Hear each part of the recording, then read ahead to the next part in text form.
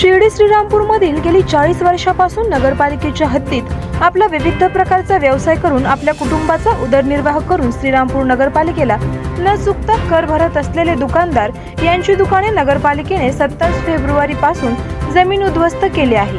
त्या दुकानदारांचे पुनर्वसन करावे, तसेच तात्पुरत्या स्वरूपात त्यांना ताबडतोब 5 फुटाची जागा व्यवसाय करण्यासाठी उपलब्ध करून द्यावी। या मागणीचे निवेदन केंद्रीय सामाजिक राज्यमंत्री रामदास आठवले यांना श्रीरामपूर दुकानदार पुनर्वसन समितीचे संयोजक सुभाषदादा त्रिभुवन, मर्चंट असोसिएशनचे अध्यक्ष गौतम उपाध्ये, विस्थापित व्यापाऱ्यांच्या हस्ते निवेदन देण्यात आले। त्यावेळी समितीचे संयोजक सुभाष त्रिभुवन यांनी विस्थापित झालेल्या श्रीरामपुरातील दुकानदारांची सविस्तर माहिती देऊन श्रीरामपूर नगरपालिकेचे मुख्याधिकारी घोलप यांना फोन लावण्यासाठी विनंती करण्यात आली। त्यावेळेस केंद्रीय मंत्री रामदास आठवले यांनी लगेच सुभाष त्रिभुवन यांना फोन लावण्यास सांगितले। त्यावेळी मुख्याधिकारी घोलप यांना विस्थापित झालेल्या व्यापाऱ्यांचे पुनर्वसन करून त्यांना ताबडतोब त्यांची उपजीविका भागवण्यासाठी पर्याय जागा उपलब्ध करून द्यावी अशा सूचना केल्या। त्यावेळी मुख्याधिकारी घोलप म्हणाले की मी लगेच महसूल मंत्री राधाकृष्ण विखे पाटील यांच्याकडे श्रीरामपुरातील विस्थापित झालेल्या दुकानदाराचे पुनर्वसन करण्यासाठी प्रस्ताव पाठवतो व त्या व्यापाऱ्यांना ताबडतोब पर्यायी जागा उपलब्ध करण्यासाठी प्रयत्न करतो।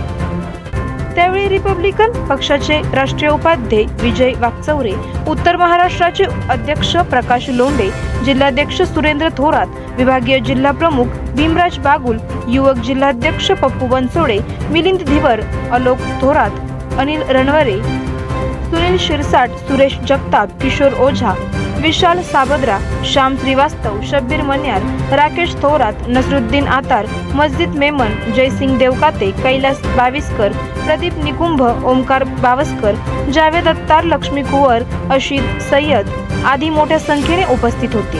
लवकरच केंद्रीय मंत्री रामदास आठवले साहेब श्रीरामपूरला भेट देणार आहे। आवाज जनतेचा न्यूज साठी प्रतिनिधी अभिषेक बारसे।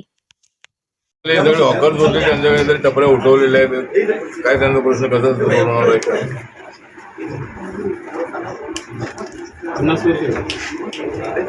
नाही मग त्यांना दुसरी जात त्यांना बोलतो आणि दुसरी जागा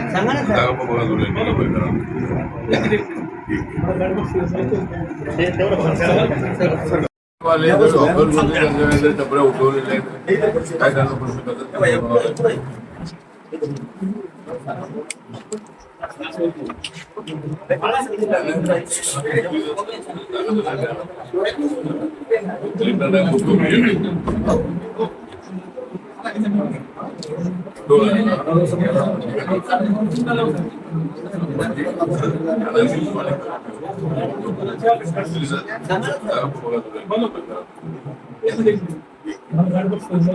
करायचं आहे लाईव्ह कार्यक्रम किंवा आहे कसले आंदोलन, जनसामान्यापर्यंत पोहोचेल आपला हक्काचा आवाज, आवाज जनतेचा। बातमी व जाहिरातीसाठी संपर्क करा स्क्रीनवर दिलेल्या नंबरवर।